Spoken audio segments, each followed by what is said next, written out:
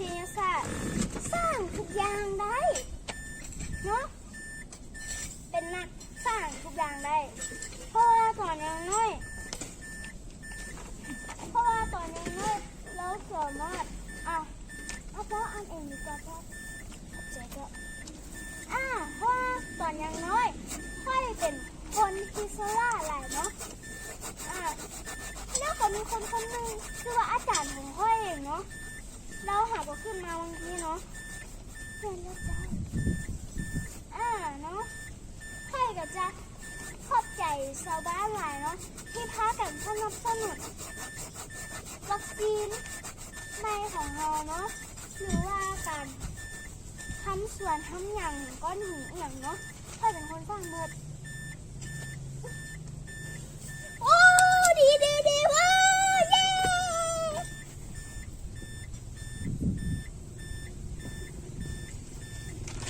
แล้วเขาเข้าใจเอาอีกโย่เย้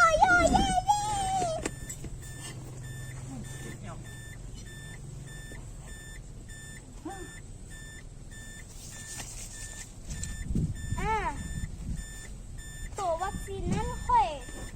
ก็บ่ได้สร้างเนาะอาจารย์ค่อยสร้างคนเดียวเนาะเนาะสุดท้ายเนาะแล้วตัวเข้าใจเนาะโอ้ย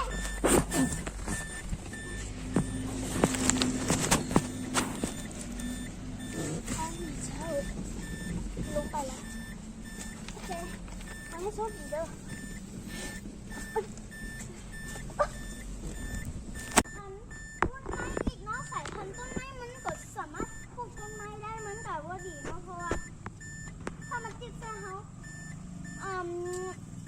ต้นไม้ก็จะขึ้นไปหาป่าแล้วเขาก็ตายได้อาจเป็นถุงชีวิตได้นะสายพันธุ์ต้นไหนสายพันธุ์ที่ตาเลอร์เนาะที่ตาเลอร์มันสามารถซิกแบบไม่อยากจะว่าน้องว่าป้ายเลยสายพันธุ์น้ำมันเนาะมันสายพันธุ์น้ำมันเนาะก็จะสามารถเพ่นน้ำมันบอลใดก็ได้เนาะจะมีโจรเอามาจูดได้ปุ๊บเนาะสายพันธุ์เนาะจะให้คนติดไข่วัดโลกว่าไข่วัดไก่อย่างไรวะให้ทุกคนเล่าเนาะสายพันธุ์นี้เนาะต่อไปเป็นสายพันธุ์เครื่องสำอางเนาะขั้นไหนที่จะสามารถเทนให้คนนั้นติดเครื่องสำอางจนหยุดก็ได้เลยเนาะท่านหยุดก็ได้เขาก็จะแต่งหน้าให้หน้าเพล่ะหน้าเขากับเพล่ะหน้าเขาตรงนั้นล่ะหน้าเขากับเน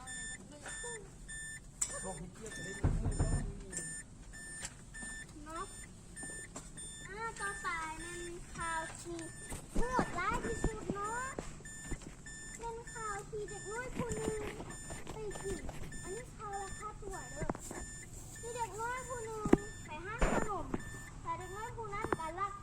พาตัวขนมไปเนาะจะเอาไปกินที่ใส่กระเป๋าเนาะแต่มันจะน้องนั้นจะห่อเนาะทางมันจะดีลายเนาะอย่างที่เขาบอกดิเขามาเล่าเรื่องที่บอกดิเรื่องที่บอกดิมันไม่หลายเนาะท่านไม่โคตรก็จะบอกดีหลายท่านหลายโคตรก็จะบอกดีหน่อยเนาะท่านหลายโคตรเขาก็จะหลายเกินไปวันนี้บอลยูนั่นกับหลายโคตรเขาก็หายไปตาเนาะแล้วก็บอลแม่พาเล่นอย่างบุงเฟซกดเฟซซื่อ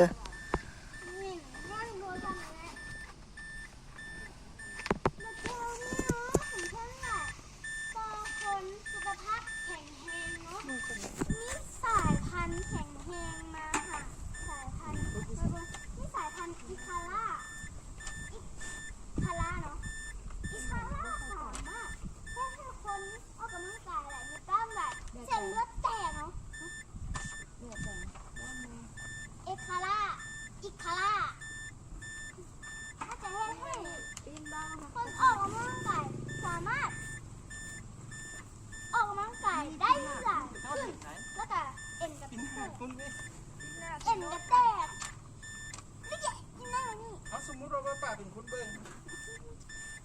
ไหนสิได้คะแนนเท่าไหร่ ที่เบยีมันนี่เขาเลยเนี่ยจะมาว่าถึงฉายพันธุ์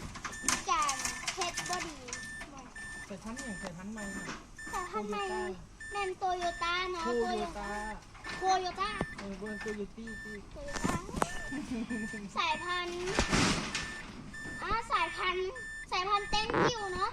พันไม่ไผ่ที่สายพันธุ์นี่ไผ่ว่าแล้วว่าเต้นกิวคนเดียวเนาะเป็นหนึ่งในร้อยเนาะเมียนเต้นกิว โอ้โห เมียน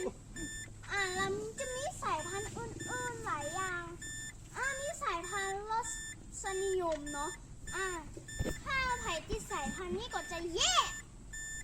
เนาะสายพันธุ์นี้สามารถเฮ็ดให้ติดชนทานิยมบ่ะเนี่ยไปอะชนทานิยมเนาะจะให้ติดเบ้าแบบนั้นเลยเนาะเข้าไปเป็นสายพันธุ์ต้นไม้ที่ดีเนาะเขาก็จะเลื่อนโอเคเนาะพันธุ์ที่สายพันธุ์นี้ก็จะเขาปลูกต้นไม้บ่ได้เลยเพราะสายพันธุ์นี้จะเฮ็ดให้เขาเซาปลูกต้นไม้บ่ได้มันก็จะอยู่ในสมองของเราเนาะหลังสมองเขาก็ไปให้เคลื่อนไหวไปได้เองไปได้ดีเนาะปลูกต้นไม้ให้ตั้งแต่นั้นเนาะสำหรับเขานี่ก็จะเว้าถึงการโคโรนาอีกอย่างเนาะจะมีสายพันธุ์ที่ดีและบ่ดีเนาะนางอิคาร่าขึ้นมาโอเคเดี๋ยวกูเดี๋ยวเนาะโดยหลักกันแล้วสบายดีไหมให้เราข่าวนะทางไหนเนาะเป็นข่าวที่บ่ดีล่ะข่าวที่ดีหรือบ่ดีมีอะไรเนาะ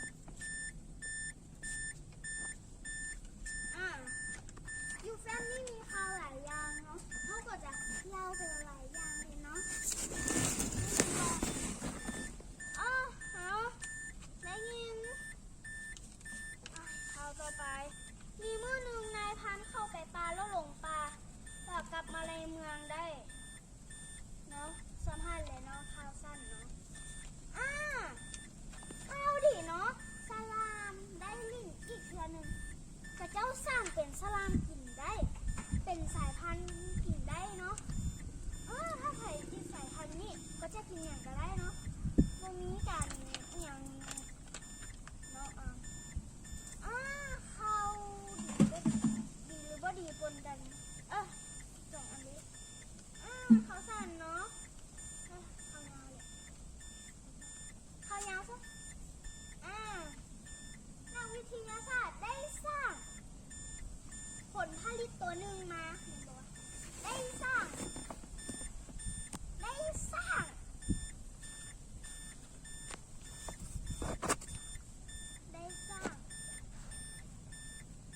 เสื้อพยาธิอีกแล้วเนาะเสื้อพยาธินี่ก็จะว่าถึงกันเสื้อพยาธิที่บ่ดีเนาะต่อสุขภาพของเขาสายพันธุ์นี้จะให้กินผักลายเกินไปที่อย่างก็ลายเกินไปเนาะหลังเธอตอนนี้สายพันธุ์หน่อย ขนมมันฝรั่งเลยพอดี ไม่คิดถึงมันเป็นดัก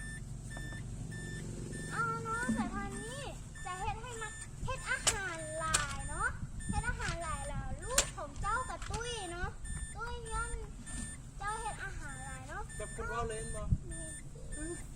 เพราะฉะนั้นยุติการเฮ็ดอาหารเนาะแล้วนักวิทยาศาสตร์ยัง กระบุกหัวได้ผมเลยบ่ ยังสร้างเสื้อตัวใหม่ยังสร้างวัคซีนตัวใหม่เป็นวัคซีนกันเชื้อพยาธิต่างๆเนาะโคโรนาก็กินได้เนาะบ่ต้องห่วงอีหยังเนาะกินนอนนี่เฮ็ดหยังก็ได้เนาะบ่ต้องเอากำลังกายพอนักวิทยาศาสตร์ก็สร้างยาตัวนี้มาแล้วเนาะยาตัวนี้มัน